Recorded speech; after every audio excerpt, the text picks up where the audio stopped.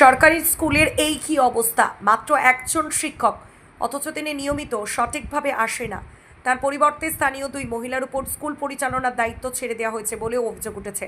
শিক্ষকের অভাবে পড়াশোনা মারাত্মকভাবে ব্যাহত হচ্ছে এবং শিক্ষার্থীরা স্বাভাবিক শিক্ষার পরিবেশ থেকে বঞ্চিত হচ্ছে। স্থানীয় সূত্রে জানা গিয়েছে, খাতা কলমে পঞ্চম থেকে অষ্টম শ্রেণী পর্যন্ত 50 থেকে 60 জন ছাত্রছাত্রীর নাম নথিভুক্ত থাকলেও বাস্তবে প্রতিদিন মাত্র 2-3 জন পড়ুয়া স্কুলে আসে। কোনো দিন একজন উপস্থিত থাকে না। অভিযোগ, মিড ডে মিলও নিয়মিত রান্না হয় না। এলাকাবাসীর দাবি, প্রধান শিক্ষক স্থানীয় দুই মহিলাকে মাসিক 1000 টাকা করে পারিশ্রমিক দিয়ে বিদ্যালয় পরিচালনার দায়িত্ব দিয়েছেন।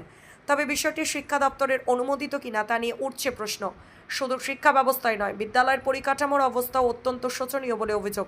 স্কুল চত্বরে ছড়িয়ে ছিটিয়ে রয়েছে আবর্জনা, রক্ষণাবেক্ষণের অভাবে পরিবেশ অস্বাস্থ্যকর হয়ে উঠেছে। এমনকি বিদ্যালয়ের সিঁড়ির ধাপের কন্ডোমের খালি প্যাকেট এবং নেশাজাতীয় দ্রব্যের বিভিন্ন সামগ্রী পড়ে থাকতে দেখা গিয়েছে, সেই ছবিও সামনে এসেছে।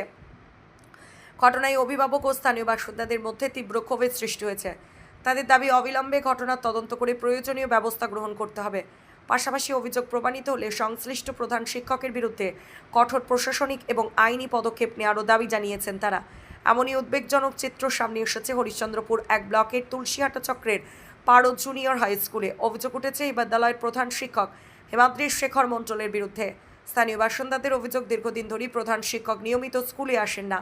তিনি অধিকাংশ সময় মালদহে থাকেন এবং মাঝে মধ্যে চাঁচলের ভাড়া বাড়িতে অবস্থান করেন। অসুস্থতার কারণ দেখিয়ে মাসের পর মাস বিদ্যালয়ে অনুপস্থিত থাকেন বলেও অভিযোগ। এর ফলে বিদ্যালয়ের শিক্ষা ব্যবস্থা কার্যত ভেঙে পড়েছে।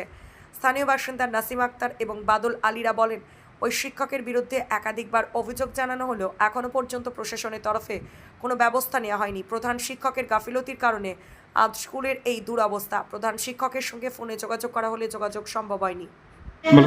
স্কুলে তো আপনি দেখলেন উপরে গিয়ে কিরকম হচ্ছে। আর এক কথা, 1 থেকে 1.5 মাস 2 মাস পর্যন্ত আমি মাস্টারকে এখানে খিচুড়ি নিতে আসছি এখানে, কিন্তু মাস্টারকে দেখতে পাচ্ছি না। 3 থেকে 4 মাস ধরে আমি বাড়িতে আছি, বাইরে থেকে এসে ডেলি এখানে খিচুড়ি নিতে আসছি, একদিনও মাস্টারকে দেখতে পাচ্ছি না। তাহলে স্কুলে পড়াচ্ছে কে তাহলে? স্কুলে তো ওই যারা আসছে ওদেরকে দেখছি, 2-1 বাচ্চা আছে তো ওইদিকে রান্না বান্না করছে আর এদিকে খিলে টিলে পাঠিয়ে দিচ্ছে। না, স্কুলে তো মধ্যে মাস্টার একটা, ওর মালদাই বাড়ি আসে না, তাহলে স্কুলের বাচ্চাদের পড়াচ্ছে কে তাহলে?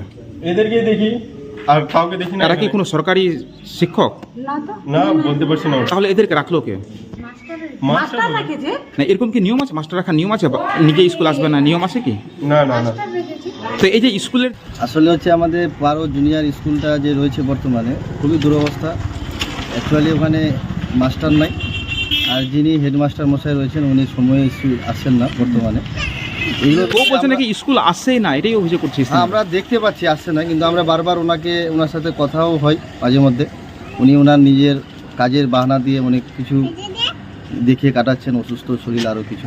তো এইসব বিষয়ে আমরা অনেকবার ওনাকে অবগত করেছি। আমরা চাইছি প্রশাসনের কাছে যেন স্কুলটা আমাদের একটা শিক্ষা প্রতিষ্ঠান টিকিয়ে থাকুক এবং ওখানে গ্রামের ছেলেরা পড়াশোনা করে তাদের ভবিষ্যৎ জীবন ওখানে গড়ে উঠুক। এটাই আমার বলছি। কতদিন ধরে মাস্টার স্কুলে আসছে না?